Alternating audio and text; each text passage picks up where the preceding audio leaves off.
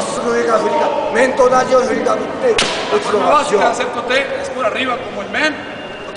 下から回して打つような時はどういう時かっていうとね、こういう牽線の低い人っていうのはね、打ちづらい。打ちづらい。こういう牽線が低い人はね、結構打ちづらいもんだ。今開けなくていい。これはこういう時は下から打ち出す。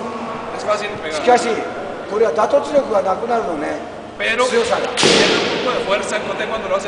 これから打った方がいいでしょ。これが下へ行ってまたここまで持ってくるから。そういういろんな打ち方もありますよ。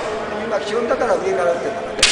Sí existe la otra forma, de abajo para arriba y luego golpear, pero ahorita como estamos haciendo básico, vamos a hacerlo desde arriba, grande.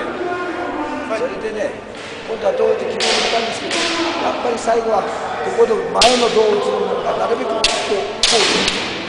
dijimos ayer también el do, aquí, cuando lo で胴はこれがいつもここで打たなきゃダメだって言うんだけど、こういう人多いよね。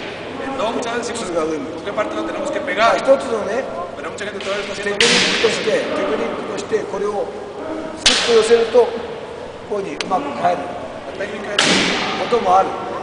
私なんか結構不器用だから、 Yo no soy muy hábil para mover el cuerpo, だからこう entonces して no 打 me てない sale か bien. ら、 A veces le hago así,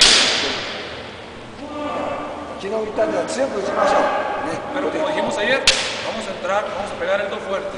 ちょっと痛いか分かんない。 Duele, duele.